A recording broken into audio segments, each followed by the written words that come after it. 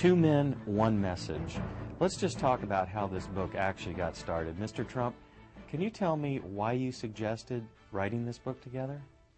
Well, I've been a big fan of Robert's and of Rich Dad for so long. I've seen it, I've read it, everybody I know has read it, and he's just a very special man who I wanted to do something with. And we were making a speech together, and I listened to a speech, I liked it. He listened to my speech, I assume he liked it. You'd have to ask him, but I assume he liked it. And one day, after one of our speeches in front of a tremendous crowd of people, 61,500 people, he came up to me and he said, we ought to do something together. And I've had lots of #1 bestsellers, and he's had lots of #1 bestsellers, and we're just putting it all together. Mr. Kiyosaky, how did you feel when Mr. Trump asked you to write this book with him?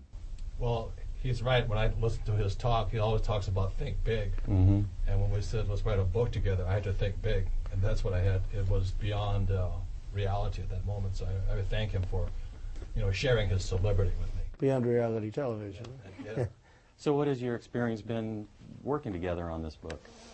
Well, I just love this man, and his wife, Kim, is amazing, and she's done her own book and books, and they're also really good. In fact, I read it and endorsed it, so I wouldn't endorse it unless I felt the same way. And it's just become a very special relationship, and it's a very easy relationship. It's not like, oh, gee, it's difficult, or it's just a very easy relationship. We think the same way.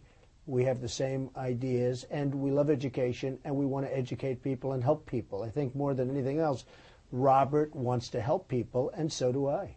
Okay, you both come from very different backgrounds. Mr. Trump, you're from the financial capital of the world, New York.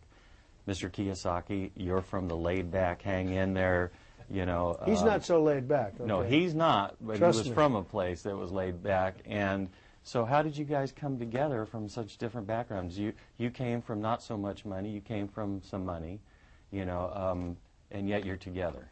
I can answer that question. I think the blessing in my life was in 1965, I left a sleepy little sugar plantation town and went to school in New York.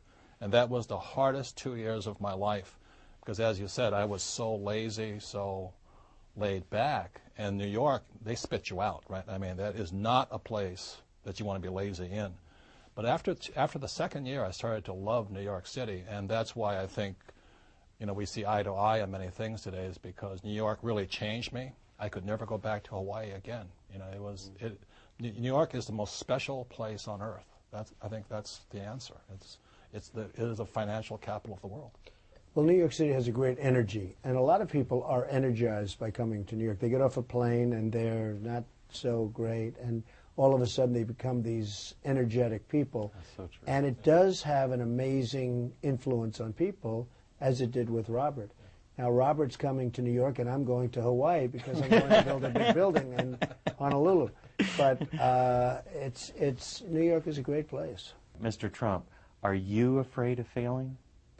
I'm not afraid of failing. Life, you look and you turn on the newscasts every night, and you see thousands of people killed in earthquakes and tsunamis and hurricanes and all of the problems and wars that we shouldn't even be in, and lots of different things. And when you see all of the problems in the world, what is there to be afraid of? Mm-hmm. It doesn't matter. To a certain extent, it all doesn't matter. My answer to that is I think what we have in common also is we both went to military schools. Yeah. And military school is about discipline, about being bigger, about following orders, about leading. But what else we have in common is that we both failed. And he lost nearly $1 billion. I lost a lot of money. A lot of money. But it was paper. And I lost only lost $1 million. And I think what makes us better is when you wrote your book, The Art of the Deal, I was so impressed. But when you wrote The Art of the Comeback and what it meant to come back from being down so far, and most people are terrified of losing $100, and here you're down $1 billion. Billions. And you come back. And I think that's what we have in common is once you've faced that much what everybody's afraid of, you're not as afraid anymore. I think that's really the difference. And for me personally, it was the best education I could have gotten was to find out where I made all my mistakes and rebuild my company. You wouldn't want to do it again, but No. it was a great education. But when I read Art of the Comeback, I said, this is a big man. That's when my respect for him grew, because Art of the Deal you know, he's telling about his successes. But when he wrote Art of the Comeback, that's when you grew in my eyes, is because most people will not admit their mistakes. Well, Donald and I were very blessed that we both had rich dads. You know, my best friend's father was my rich dad. And financial education is more important than ever before. So I thank you for viewing this, and I wish you all the best of luck.